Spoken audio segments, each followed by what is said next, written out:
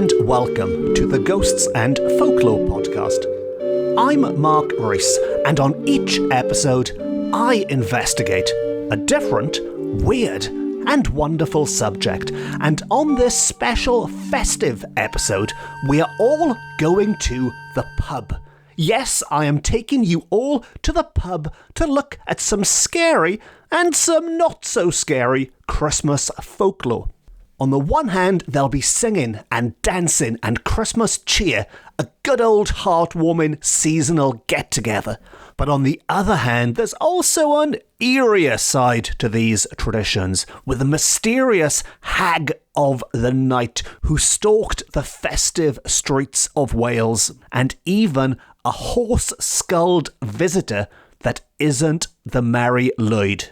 Yes, you heard that right, we are going to look at another variation of this wassailing tradition that also involves a horse's skull and might be even more terrifying a sight than the Mari Lwyd herself. And so, on that ominous note, to begin at the beginning.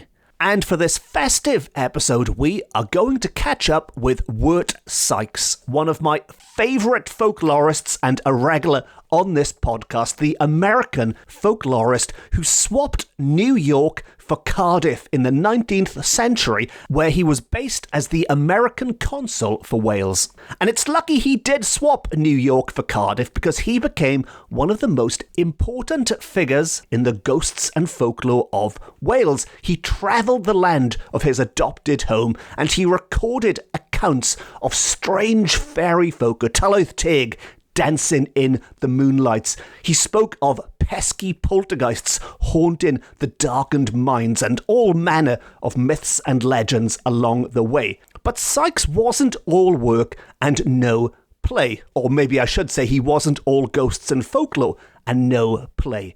Sometimes he combined the two. Sometimes he combined work with pleasure. And when he stopped off in the many pubs and the inns on his travels, he often spoke with the locals and gathered his strange tales from them over a frothing pint of ale in front of a roaring fire. And this episode begins by focusing on one such night, because Sykes, on his travels, popped into a Welsh pub at the most magical time of year. And he picked up more than just ghost stories. He effectively walked into what was a Welsh Christmas work stew. There was drinking, and there was dancing, and there was drinking, and there was singing, and there was drinking and drinking and drinking. By the sounds of it, it was absolute carnage, but carnage in a good way. Everybody's having fun, to quote Noddy Holder. Everybody's having fun until they passed out, I guess. Just your typical Christmas night out in Wales. As anyone who has walked down Wine Street in Swansea on Black Friday will know, it was a little bit hectic in this pub. But besides drinking, and there was a lot of drinking, the Welsh are, as you might know, rather famed for their singing. In fact, Wales is known as the land of song, and it was given this moniker during this period. It was in the 19th century that Wales became known as the land of song, which just happened to coincide with Sykes' time in the country from New York. And this was a time when the Welsh, the good Christian working folk of Wales, could be heard singing from the chapels and churches at all times of the year. But at this time, the holiest time to mark the birth of Jesus Christ, this is when the voices really raised up to heaven. This is when they were at their loudest. And the Welsh weren't just famous for their singing on Welsh soil. They were known across the border in England, throughout Britain and Europe and the world. The male voice choirs found fame. They were winning competitions in London and further afield. And while they aren't shouted about as much as they should be, the women were also travelling to some far-flung places to sing in both mixed and female choirs. And they were particularly appreciated in America. And Sykes tells us that this love of song in the land of song is something that you can feel in the air. It's almost tangible. It's all around you in the Welsh air. He was left with the impression that song was something that was simply unavoidable in Wales. It was there like the air and the ground underneath your feet. And this would have been particularly noticeable in places where people congregated together to have a good time, such as those many churches and chapels where the faithful flock to, but also, of course, the pubs where people flock to for other reasons. And to quote Sykes, who observed this firsthand and then recorded his thoughts about it, he said that, in one aspect, the Welsh people may be spoken of as a people whose lives are passed in the indulgence of their love for music and dancing. The air of Wales seems always full of music. In the Christmas season, there is an unending succession of concerts and miscellaneous entertainments of which music forms a part, and you cannot enter an inn where a few are gathered together without the imminent probability that one or more will break forth into song. And I love that description. It's almost like a warning. You have to be on your guard, because if you walk into a Welsh pub or a Welsh inn, there is a good chance that no matter how many people are there, it could be one man in the corner with a dog, there is a good chance they might burst out into song at any moment. And not just any old racket. This isn't just drunk people belting out any old noise. Well, maybe some of them were, but to continue, to return to Sykes, and he says, by this is not meant a general musical howl, such as is apt to be evoked from a room full of men of any nationality when somewhat under the influence of the rosy god. And that's another description I love, rosy god. But good set songs with good Welsh or English words to them, executed with respect for their work by the vocalists and listened to with a respect by the rest of the company. So Sykes is telling us that even when drunk, you can depend on the Welsh to sing a good song with good lyrics in tune in both Welsh and English, which he says is something other nationalities cannot do. And I'd like to put a nice big disclaimer here, because Sykes is about to discuss some of those other nationalities, and the next quote does have the potential to alienate 95% of my listeners. So just to be crystal clear, these are not my views, these are not my words, I am merely quoting from a New Yorker who was in Cardiff in the 19th century, and as such his opinions and his stereotypes might not be valid today, but I will simply quote the man and you can make of them what you will. And Sykes, not me, Sykes says that when an Englishman is drunk, he is belligerent. When a Frenchman is drunk, he is amorous. When an Italian is drunk, he is loquacious. When a Scotsman is drunk, he is argumentative. When a German is drunk, he is sleepy. When an American is drunk, he brags.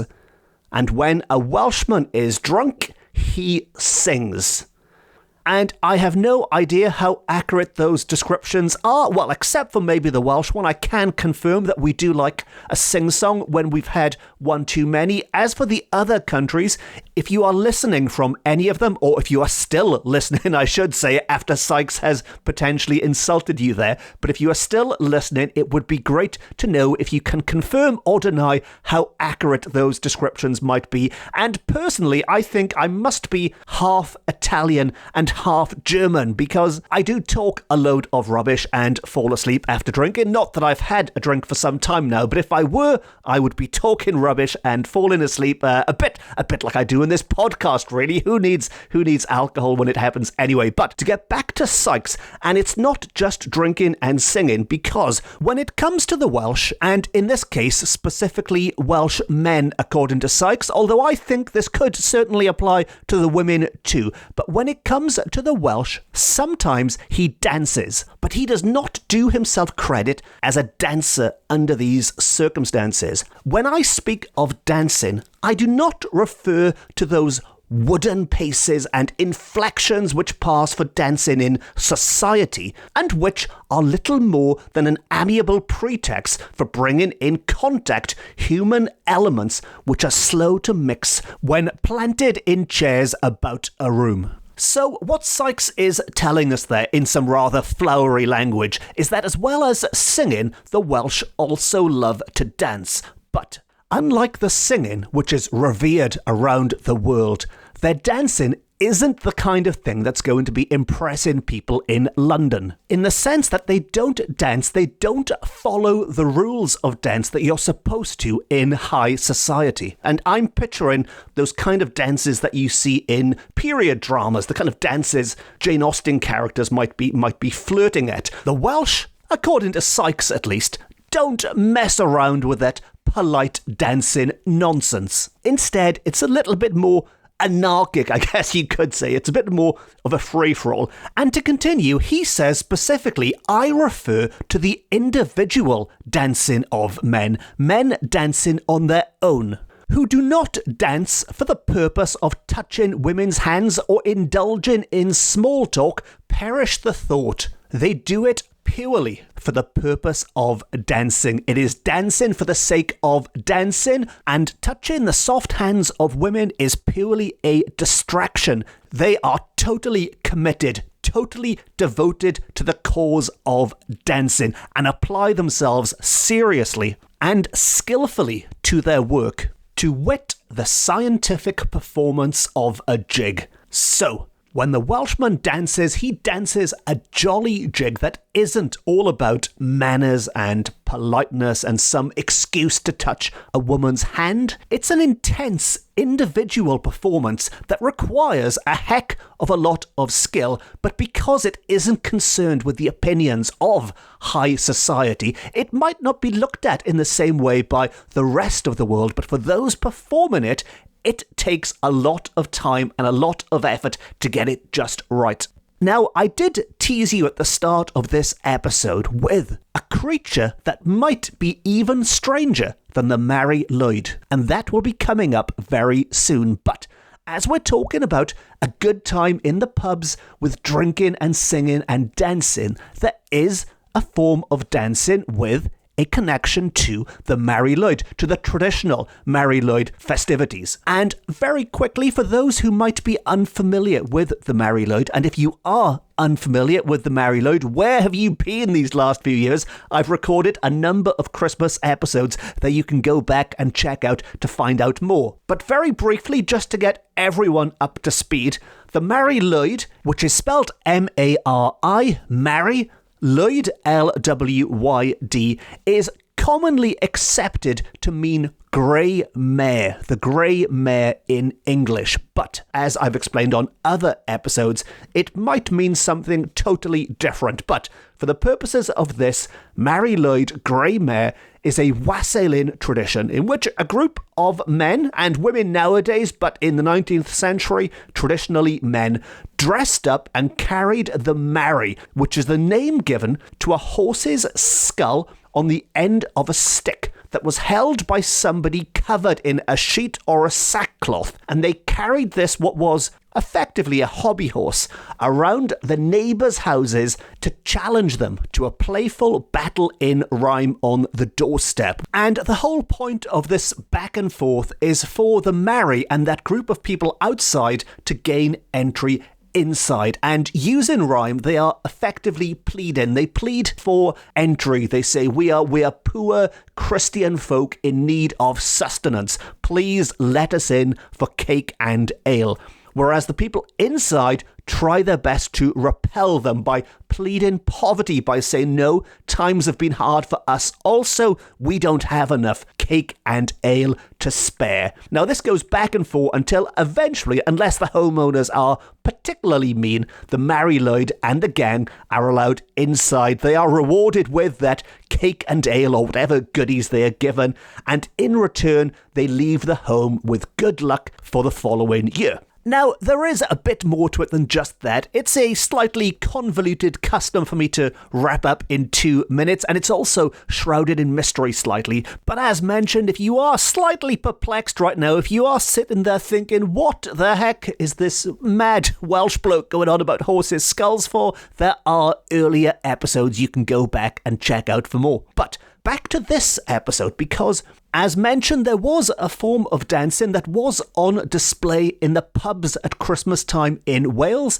and it also has a connection to the Mari Lwyd. And it's more commonly thought of as something that is done on the other side of the border. This is more commonly associated with England, and that is a very distinctive form of dancing called Morris dancing. Yes, Morris dancing, and Morris dancers were dancing away in Wales, just like you might find the Mari Lwyd in England. And these Morris dancers were not restricted to the pubs. In fact, they might accompany the Mari Lwyd through the streets. And there was, for some years in recent times, a wonderful festival that did combine the two, and that was the annual Mari Lwyd and Morris Dancing Festival in Chepstow that would meet at the bridge that connected Wales with England over the River Wye and into Gloucestershire. But back to Wales and back to our night in the pub, and to quote once more, we are told that the Morris dancers formed a merry throng in the Christmas festivities. The party consisted of 3, 7 or 9 men dressed as gaily and grotesquely as possible. Caps of any kind of animal skin and short jackets were worn, all decorated with gay knots of ribbon. Sometimes the head and brush of a fox were prominent. Bells and any jingling ornaments were worn around the wrists and ankles, and frequently 1 or 2 of the party appeared as Megan, a hag of the night in female dress. And I bet nobody expected that twist at the end. We're getting this pretty standard description of Morris dancers, except for the fact that some of them dress up as this hag from the night. But the description itself does share a number of similarities with the way the Mari Lwyd herself was decorated, decked out with colourful ribbons and bells.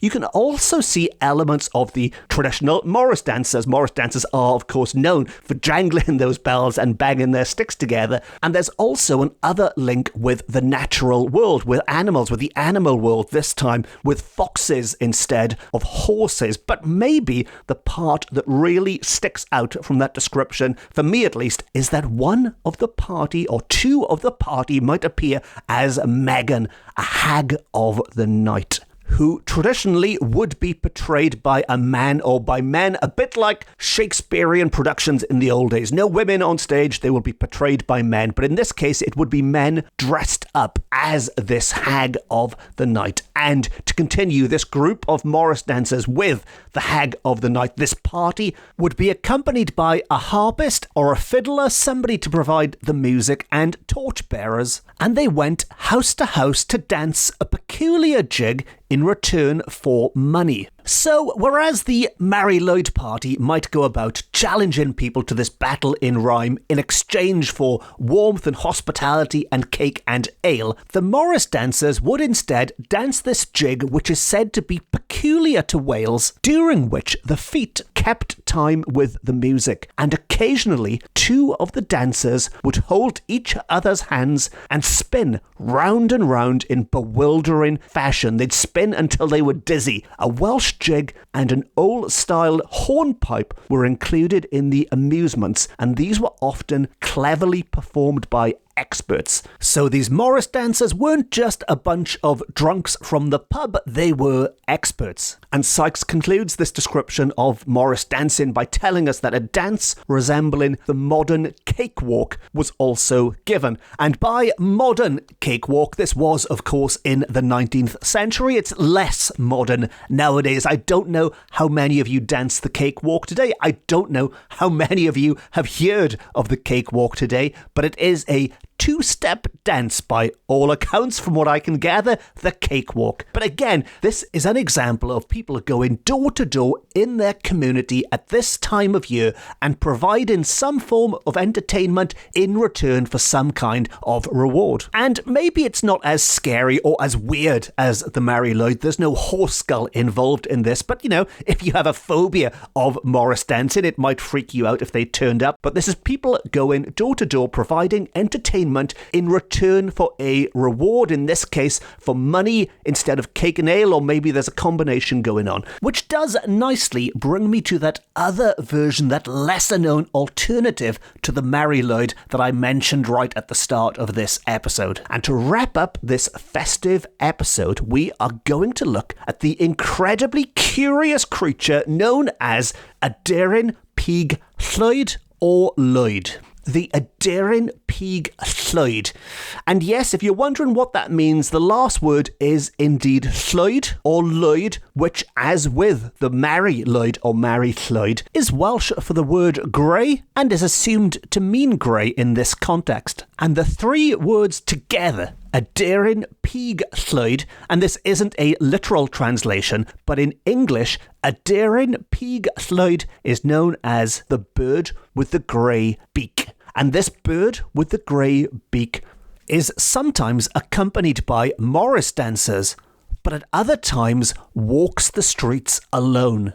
And what makes this potentially creepier than the Mari Lwyd for me is that whereas the Mari Lwyd was carried around by a group of boisterous and increasingly intoxicated men having a good time and singing songs, this is an eerie creature that likes to sneak up on people. And we are told that this creature, this exhibition, consisted of the skeleton frame of a horse's head with artificial eyes and ears. The head was decorated with ribbons, coloured paper, and almost any kind of finery. So far, it's all very Mari Lwyd sounding. It's a horse's skull decked out in ribbons and bells. But instead of being carried on a stick, this was carried upon the head and shoulders of a man wearing a long, fantastic robe adorned with tinsel. So in this case, the horse's skull is worn almost like a mask, I'm assuming, a mask that covers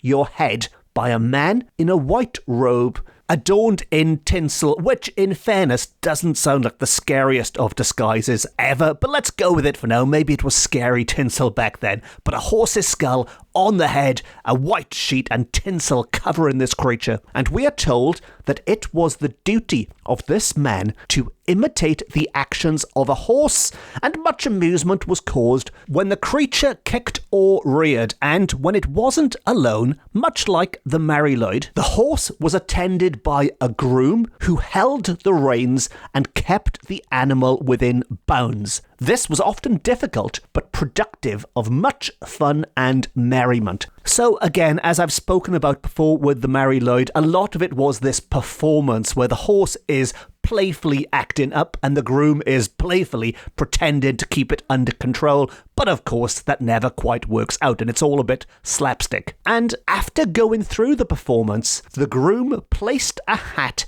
in the horse's mouth for any contribution that might be bestowed. So they gathered any money collected into that hat, and the procession was joined by men carrying burning brands. And nothing says Merry Christmas like men carrying burning brands. And that is the tale of the other Mari Lwyd that was out and about in the wilds of Wales at Christmas time. And maybe I shouldn't use the past tense. Maybe, like the Mari Lwyd, it is still out there today. And if you did want to try and bump into the Aderyn Pig Llwyd, we are told that traditionally it appeared on Old Christmas Day, so in January, again, much like the Mari Lwyd. And maybe it won't come as a surprise to you that as scary as these creatures might potentially be when you bump into them, even if they are wearing tinsel, we are told that they always enjoyed a good dance and a good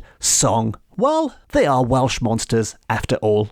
And on that note, we've reached the end of another episode of the Ghosts and Folklore podcast, and we've also reached the end of another year on the Ghosts and Folklore podcast. The next time you hear my voice, it will be a shiny new year. And if you don't want to miss any of those episodes next year, and you haven't already, be sure to subscribe. And if you've enjoyed this episode, you can rate it, review it, like it, tell all your friends about it. And if you really enjoyed this episode and you'd like to support the podcast going forward, you can treat me to a coffee, a Christmas coffee, via my website, which is always very much appreciated. As well as this podcast, I've also written several books about similar weird and wonderful subjects, the most recent being Paranormal Cardiff, which is available from all good bookshops, offline and on. And if you'd like more Ghosts and Folklore, you can follow me on social media. I'm on all the main sites, on Facebook, on Instagram, on Twitter, etc, etc, etc. And before I leave you, regular listeners might have noticed this episode for the first time ever was slightly delayed. I did manage to upload a little explainer from my phone a couple of weeks ago just to say, bear with me, this episode is going to be a little bit later than normal because without bothering you all with my Christmas time woes, but I had some very big technical difficulties. I think I mentioned my microphone exploded, which is why I was recording on my phone, but I also lost the computer that I used to record this on. I've got different machines that are more powerful than others, so the most powerful one that is used for recording and editing bit the dust. And even if I did manage to record and edit it, I lost my broadband. It was technical problem after technical problem, and it's not even restricted to this podcast. I've even lost my microwave, and I am just jinxed when it comes to technical things at the moment. So if you do see me out and about this Christmas time, keep me well away from any new technical devices you might have. If you've got a fancy new tablet or phone or console or anything like that from Santa, from Sean Corn, don't let me even look at the things. But the good news is I'm nearly back to where I was. I've solved about 3, maybe 4 of the 5 issues that I had with the podcast, so I've solved enough to certainly get this episode out the door, and I am raring to go into the new year. So, thank you very much for listening, not just to this episode, but all of the bonkers episodes I've recorded this year. It's been quite an eventful year, really, and I was very pleased that we were able to do a live, as it were, a live ghost hunt from a spooky pub cellar in Swansea, and there is also video footage out there of that, if you can handle watching as well as listening to this kind of nonsense, where I was joined by a group of Wales's greatest ghost hunters to see what we could find, and I hope to do much more of that in the future. So before I wish you all the best for the season and let you get on with the rest of your day, I would like to thank every person who has supported and interacted with me this year. I've met some amazing people from around the world as a direct result of this podcast. People listen to this podcast and they get in touch if they're coming to Wales or if I'm going to somewhere, and it's been absolutely, I've said it before, I'll say it again, it blows my brain the reach this podcast gets, the amount of people in so many different places that listen to this podcast. It is incredible. Long may it continue, and not just in person, online too. The lovely people who get in touch via social media and things, and of course the people who come to the events and come to the talks and come to the shows and come to the sign-ins. It really has been lovely, and long may it continue. But anyway, that's enough thank yous. We've all got Christmas to get on with, so it just leaves me to say, have an absolutely fantastic Christmas and a wonderful new year. Nadolig llawen a blwyddyn newydd dda. I've been Mark Rees. This has been my Ghosts and Folklore podcast, beaming to you from Wales to the world. And remember, if you do get an unexpected visit from a horse-skulled creature this year, maybe this one won't be repelled by simple rhyming. Maybe this one just wants a good dance and a sing-song. Until next time, God bless us, everyone. No star.